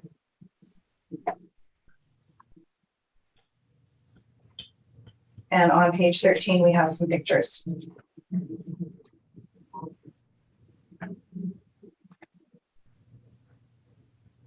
Thank you. Thank you very much. Trevor, any questions? Yeah, just quickly. So, and this is, I guess, just a little puzzling, which I've never understood. So on page 2, the city's got subject property leases, and it's got 3 that are shown there. And then if we go to page 9 with the actual INE that's submitted, all 5 leases are there, of course. So the 2 that are missing are the gross leases. Is that an automatic thing, how that gets populated, or how does that? No, I ticked off the box for net leases. Oh, okay, I see. Because a lot of the time we don't want to use the gross leases. Yes, for comparison. of course. Yeah, okay, I get it. Was just curious how that happened. looking at the rent comparables, the last one, 840 St. Mary's, that's actually the subject property itself. Is that right? Right, sorry. That's all right. And looking at the income and expense addenda and the supplemental questionnaire, they do indicate that there is an impact on the subject property from COVID, and that they did have a midnight move caused essentially by that. Is that correct? So on Yes. question number 3, so they had a tenant that went dark. And then they provided for the lease that was struck for the tenant that they put in place in their place. Lease struck between January 1, 2020 and April 1, 2021. They did provide significant inducement of 6 months gross free rent, correct? And that they weren't paying anything to occupy the space over that Yes. time. Okay. Those are all my questions. Thank you. Thank you. Faye, any questions? So just to be clear, there's 5 tenants in this property? Yes, they're reporting 5. Thank you. That's my only question. And Bob? Yes, thank you, Brent. My question is, I'm getting a blended rate in your workup of $10.76. Would that be accurate? Sorry, I did not calculate the blended rate. Okay. Okay. Page 4.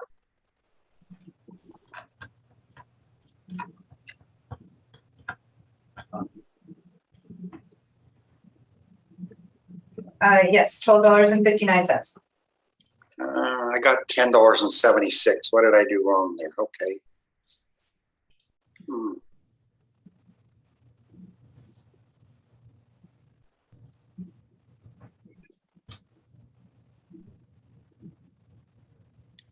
$12.59. My mistake. Thank you.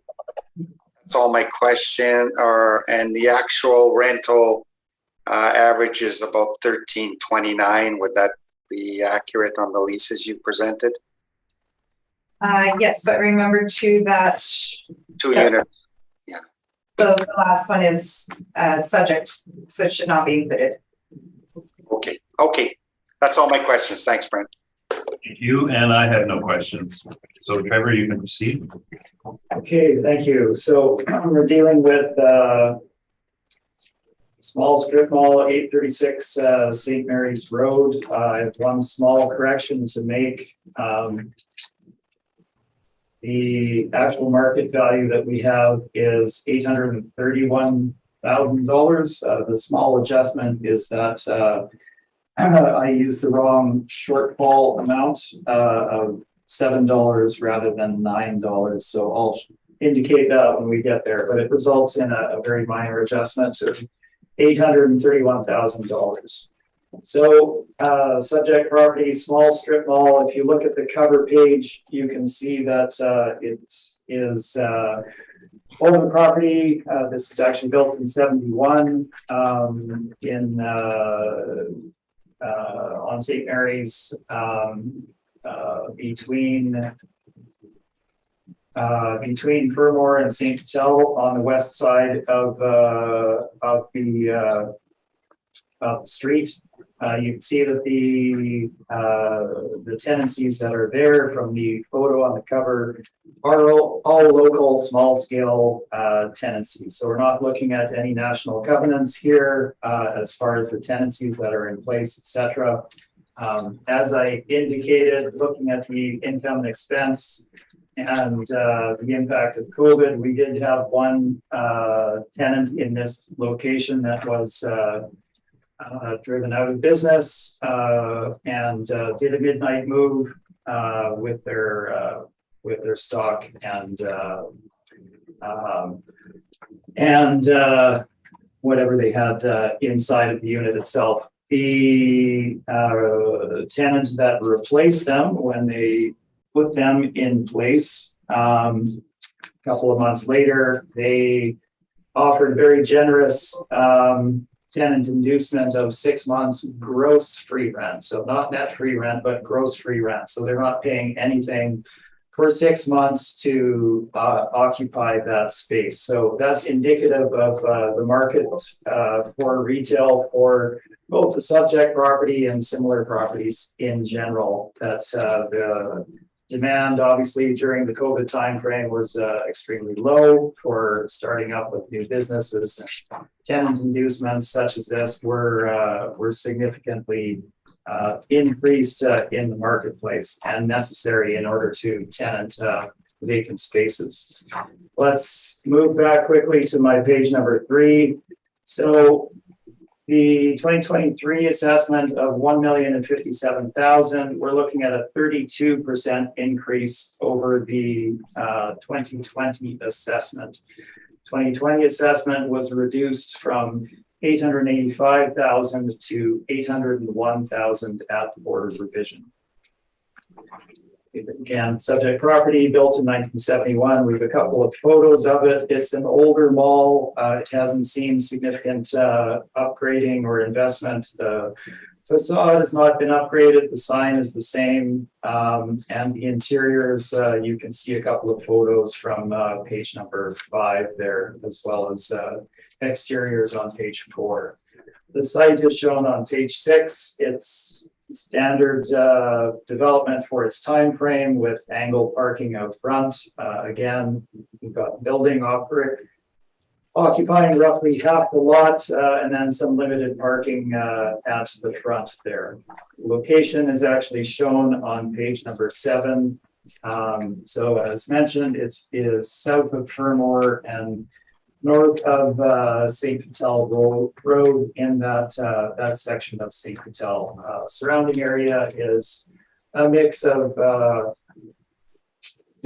single family homes, obviously some apartment development along St. Mary's, and relatively limited street front commercial such as the subject and smaller.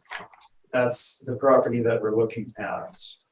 Let's move into the valuation itself. Page number 10, I've shown the subject property leases. So 2 of the leases are gross leases. This is unit 836 and unit 838. So when you deduct the operating expenses from the gross rental amount, comes down to a net rental rate of $4.80 a square foot. This is what the landlord actually receives from the tenant after all costs are paid, etc. So that's certainly on the low side. We don't necessarily feel that's reflective of market rate, but that is what the landlord is receiving. So if you were to purchase this property, that is what you are receiving until the end of the term of those leases. And just for interest's sake, let's have a quick look. 836 runs until 2025 and 838 runs until 2024. So those would be the leases in place until that time frame. Now, in order to come up with a fair rental rate, we've applied a net rental rate of $10 per square foot to those 2 units. This is based on 2 factors to reflect the fair market rate that the landlord could expect to see, as well as recognizing the deficit from market rent that the landlord actually collects over the term of that lease. So again, if you buy this property April 1, 2021, you don't receive $10, you receive $4.80 a square foot. So we've struck a bit of a balance there, assigning a rate of $10 per square foot. This gives us an overall average rate of $11.67. And the other 2 leases or 3 leases are shown there. Pardon me. To support this, we've done a study of market rates. on page number 11. And again, these are properties that are generally comparable to the subject. They do range in age, many of them newer, as you can see from the chart on that page, all with tenancies in that smaller unit size frame of, call it 1,000 to 3,000 square feet roughly, which is relatively standard in terms of a unit size for a smaller strip mall such as this. So you can see our rental rate study as shown there. You can go through these in detail if you wish. Generally, they are in that 2018 through 2020 timeframe. And you can see the range running from a low end of $10.25 a square foot for a lease struck in 2018 at 271 Grassy. This property is located on the corner of Grassy and Lagimodier. It has been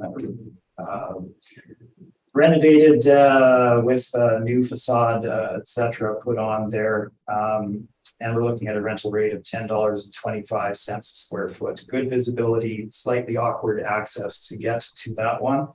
1560 Main, that's getting out towards the north end of Maine. 2020 lease at $10.50 a square foot. Again, it's a small 3 or 4 units strip mall. It's a redeveloped former dry cleaning location. Some better locations, 5114 Roblin. Built around the same time frame in 1974, 2016 lease at $10.11. We move up the scale, one in Osborne Village at 470 River, $11.16 in 2018. Relatively similar property on Provencher, 353 Provencher.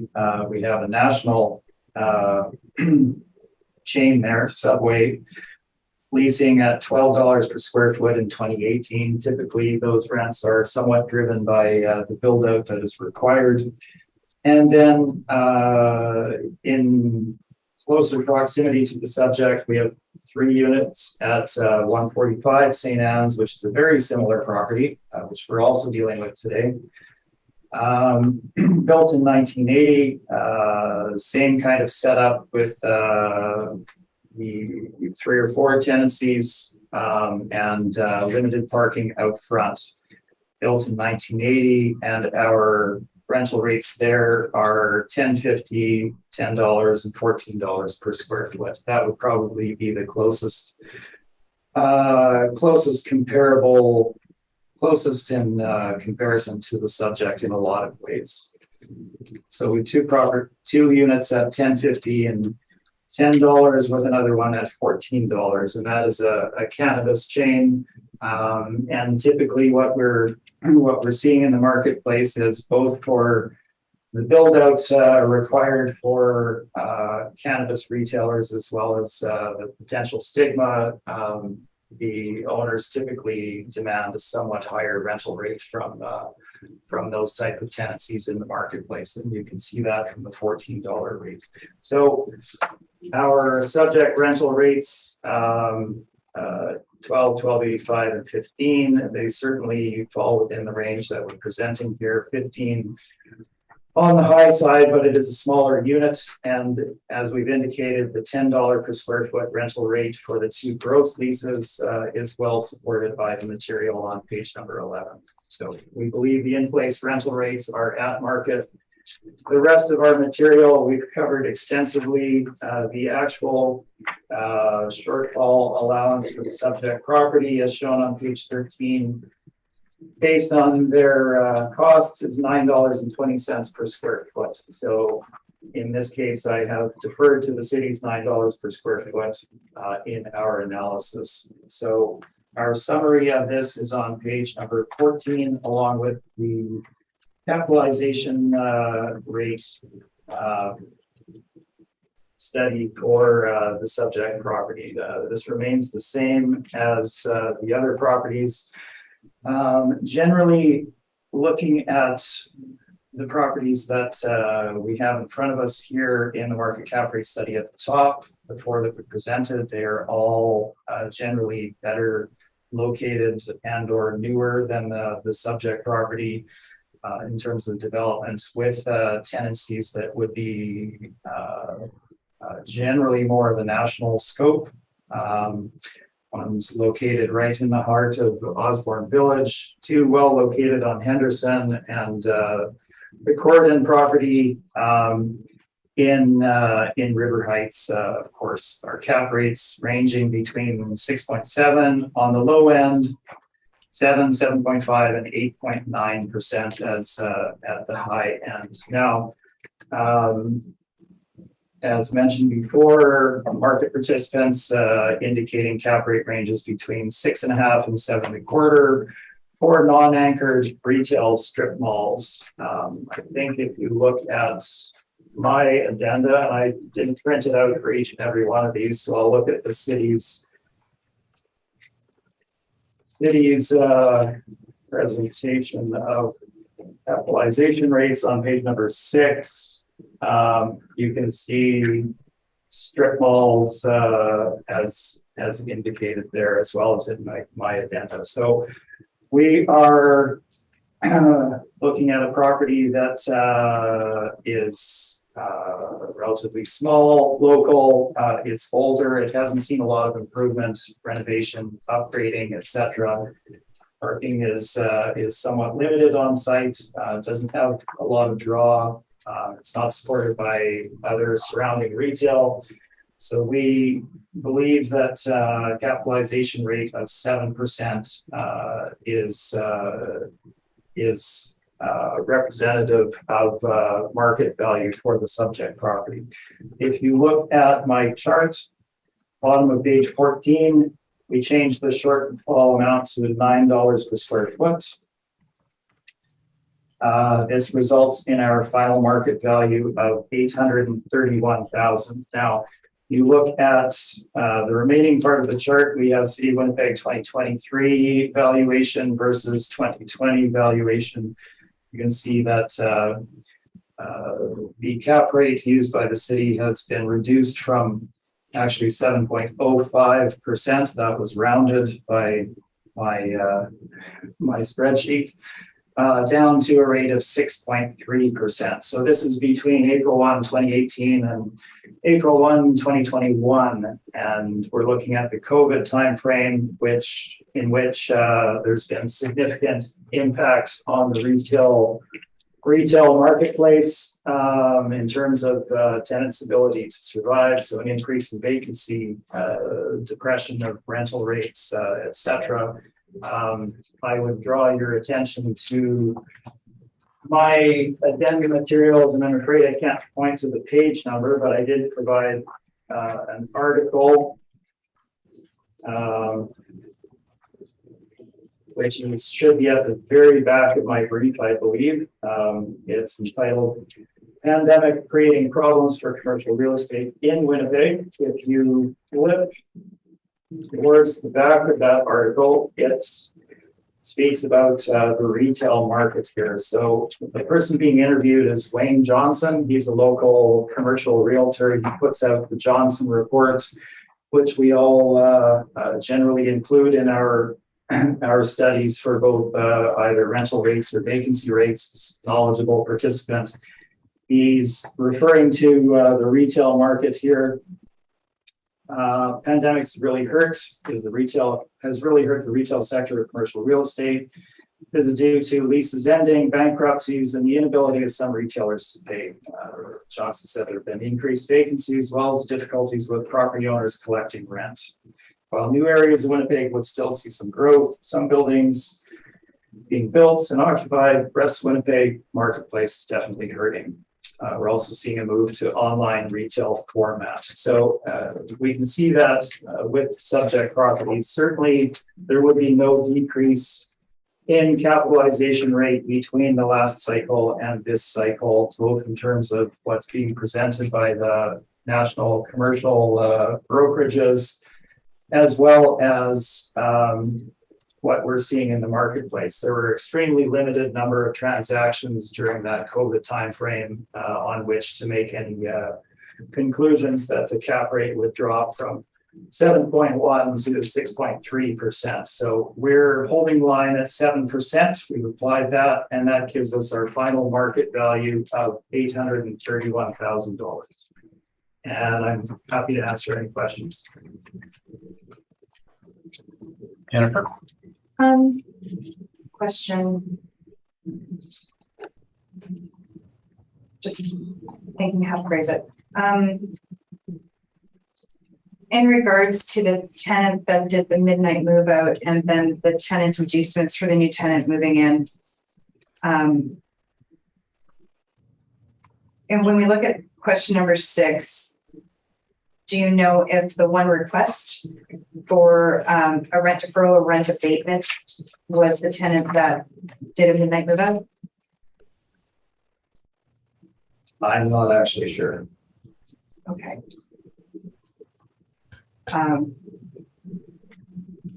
Because in my thinking, correct me if I'm wrong, perhaps the choice to not allow any type of deferral impacted their ability to stay and would have perhaps not created a need for a tenant, such a steep tenant inducement for a new tenant. So that would be caused by a management choice as opposed to. So I'll answer the question, and I can't say as to whether it was that particular tenant or not. So this is all speculative. All speculative. In looking at it, but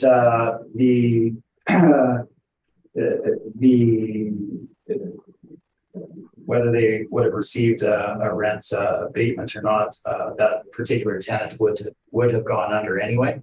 Is my understanding. So that wouldn't have.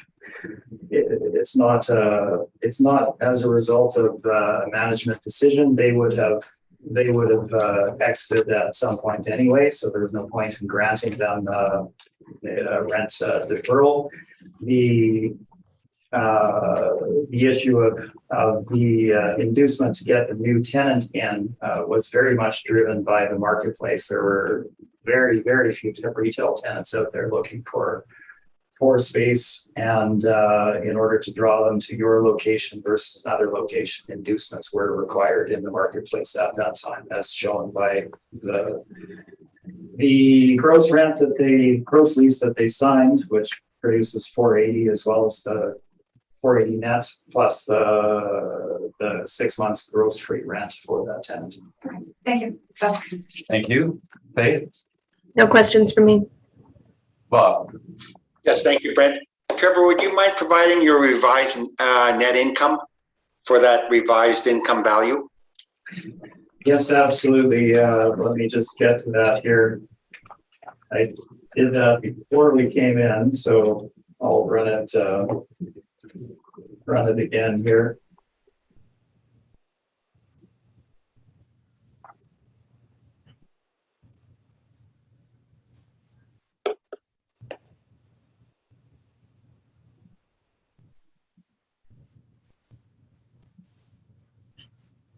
So the shortfall amount changes to $2,079.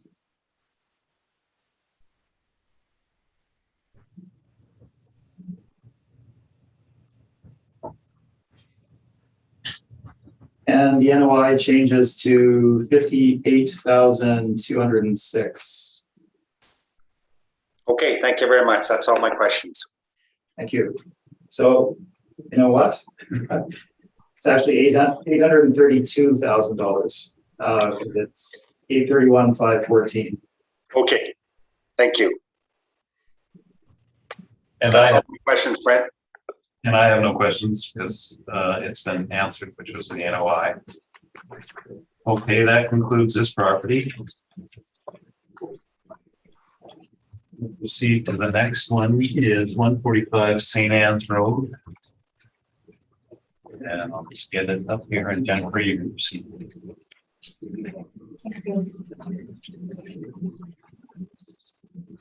Good. Yeah. This is roll number 08001346000145 St. Anne's Road. Roll year 2023, reference date April 1st, 2021. Assessed value is $1,333,000. Classification is 60. Liability status is T, taxable. This is a partial use is strip mall. The actual year built is 1980. The effective year built is also 1980. The wall height is 11 feet. The land area is 11,430 square feet. The plan area is 5,971 square feet. We do have a sale on this one. I don't know the details of the sale. It was from 2015 for $775,000. I have some subject property leases here ranging from $10 a square foot to $14 a square foot. I have some rent comparables on page 3, and they range from $12 a square foot to $18 a square foot.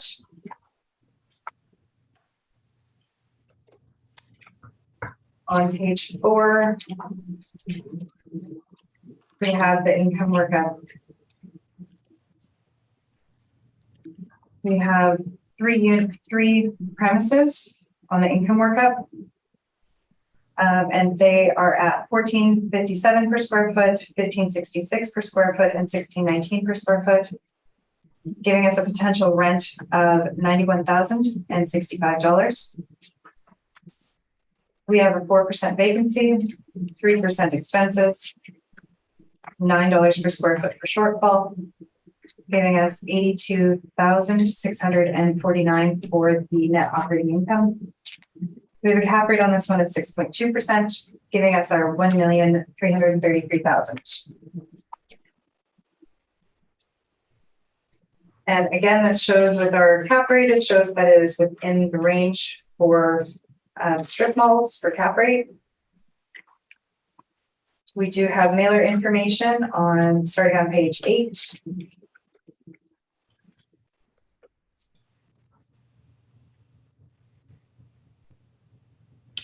And on page 12, we have a map and an aerial view, and then a street view of the property. Thank you. Thank you. Trevor, any questions? I have no questions. Okay, No questions. and Bob. Thanks, Brent. Jennifer, how many units are in this strip mall? My records show that we have 3. 3. I'm just going to double check the mailer. Okay. Yeah, 3 units. Okay. That's my only question. Thank you. Thank you, and I have no questions. Trevor, you can proceed. Okay, thank you, Mr. Chair. Just looking briefly at the supplemental questionnaire for the property and my agenda and the city's, the point number 2, again, these are filled out by either owners or property managers, and they don't necessarily take everything into account. Question 2 here says, were tenants at this location closed temporarily due to public health measures? Yes, they were. So we're looking at a cannabis store, a family restaurant, which would be closed, of course, and then a public service center, essentially, for kind of a supportive place. I don't know quite how to phrase it. In any case, tenancies were shut down at this location because of COVID, so they would struggle a bit as well, just to point that out. But looking at subject property on my cover page, extremely similar to the last property we were just dealing with. You can see the frontage, the local nature of the tenancies from the photo there, and the pylon sign. Not Not a lot, if any, investments into this property in terms of the upgrading of the facade to draw bigger tenancies. As the property is what it is, it's going to draw these type of local tenancies due to location, size, build out, visibility, etc. So it is what it is, and yeah, it's very similar to the prior one that we just dealt with on St. Mary's. So looking at my page number 3, we the 2020 assessment, we did have a reduction by agreement from 1,152,000 down to 803,000.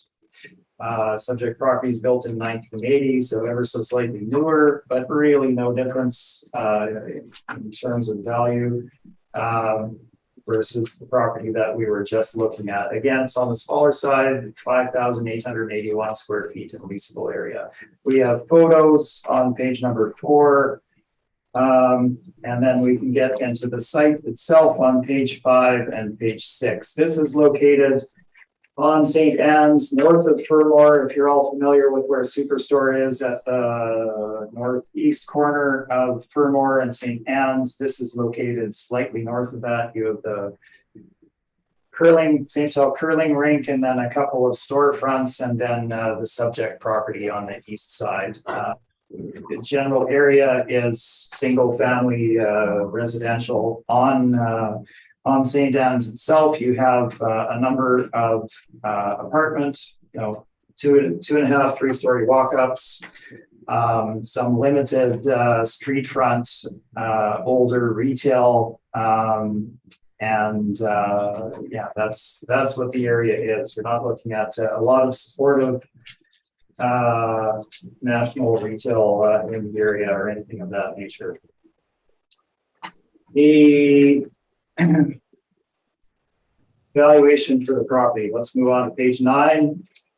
I've indicated the lease rates on page number 9 there as of the valuation date. So we have $10, $11.75, and $14 for the subject as of that April 1, 2021 date.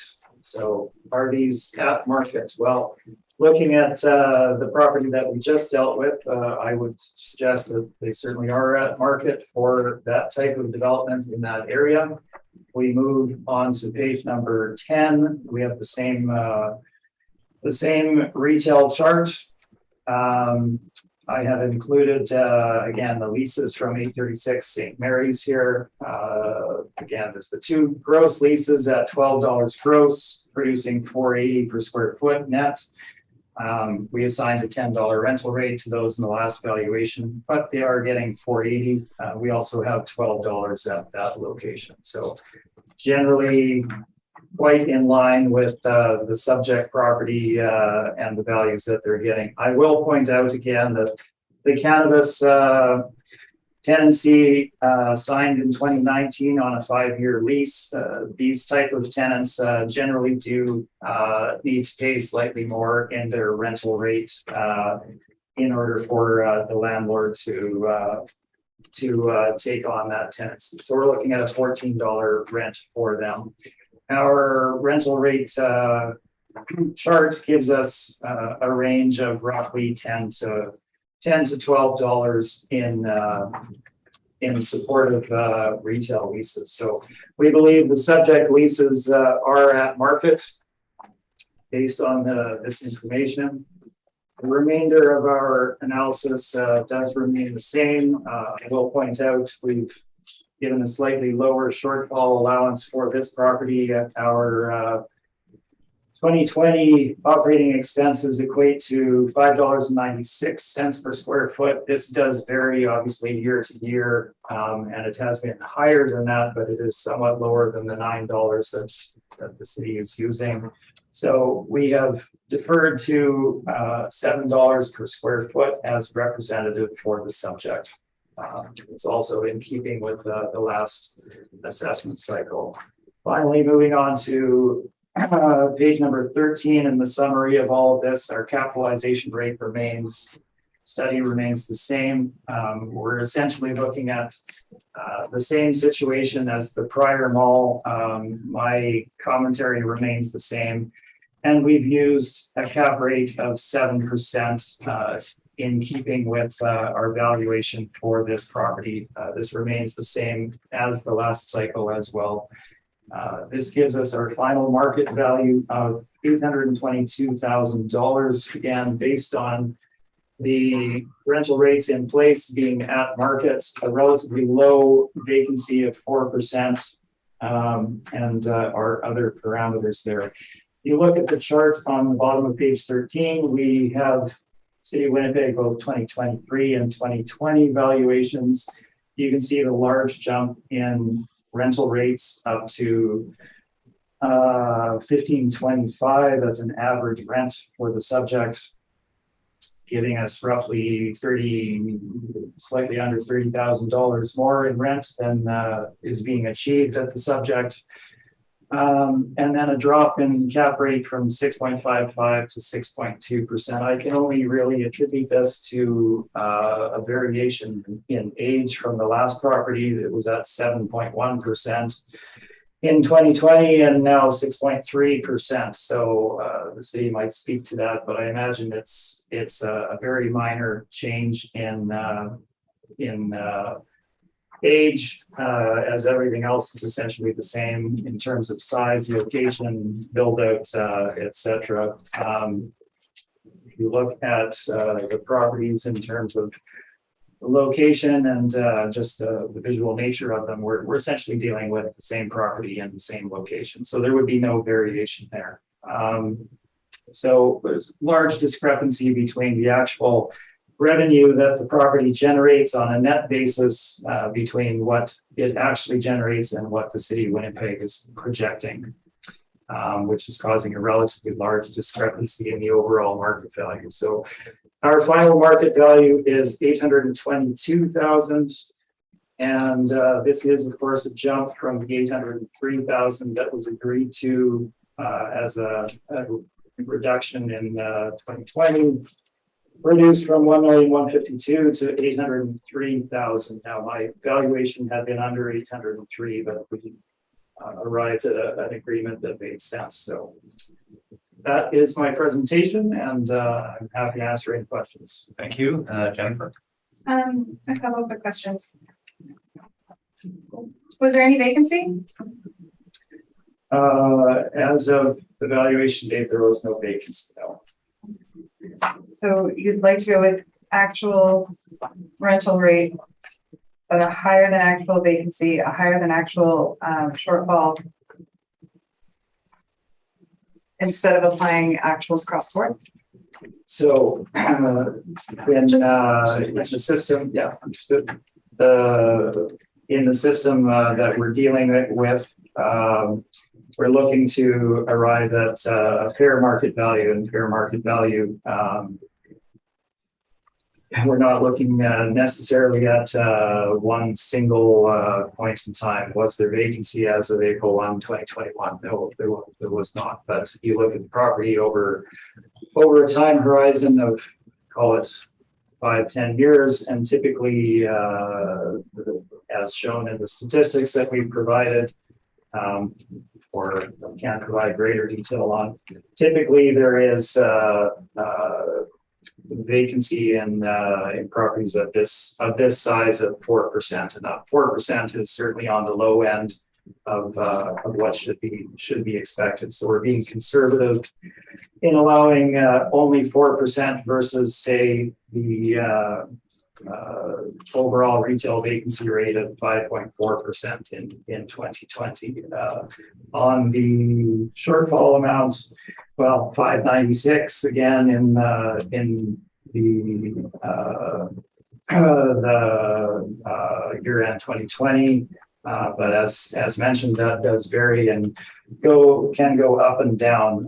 What we did was reduce it from the $9 per square foot to $7 in order to be more reasonable in arriving at our market value. So if you're going with actual rents, why wouldn't you go with actual shortfall? Just, Well, as I said, the rents are contractual rents, and they are reflective of the market. And as I mentioned, the shortfall does vary year to year, dependent on what the operating expenses for the property are. So you need to project a fair estimate of what that would be for that time frame that you're looking at. So in 2020, yes, it's 596. 2021, it could be 893, or it could be $4.25 a square foot. So we've again been conservative in using $7 per square foot. now you mentioned in the supplemental questionnaire that there were tenant struggles due to the tenants being the tenant locations being closed. But it also says here that the existing tenants did not request rent deferral or rent abatements. And it also says that the operation of the property was not impacted. So is it fair to say perhaps while we're mentioning the tenant struggles that we should mention that that did not impact the income of the property? That is fair to say. Okay, thank you. That's all. And that's all. Thank you very much. Faye, any questions? No questions. Bob? No, I'm good. Thanks, Brent. Just one question in regarding the subject sale at 775,000. Well, I realize it's several years ago. Is there any evidence to show it was a multiple sale transaction? The property owner did buy 3 properties at the same time. They weren't all from the same owner, but there was 3 different properties that were purchased. One of them was subject property, one of them was 836 St. Mary's, and I cannot recall what the third one was at the moment. But there were some different owners involved as well. Okay, thank you. That was my only question. And that concludes this file. Now I understand the last property, 1048 Pembina Highway, that there is now an agreement on this property. Yes. And if you would like to read the property in for the record. This is roll number 030907361000, 1048 Pembina Highway, roll year 2023, reference date April 1st, 2021. The assessed value is $4,274,000. Classification is 60 and liability status is T for taxable. And I would like to make a verbal recommendation that we adjust the NOI to 246,123 with a 7% cap, giving us 3,516,000. 3,516,000. Yes. And just to confirm an adjustment of the NOI and the cap Yes. and no other changes. No. And Trevor, are you in agreement with that? I am in agreement with that. Thank you very much. That concludes this property. And I will just go by.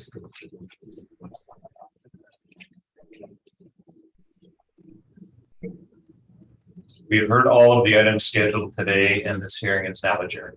Thank you very much, everyone. Have a good day.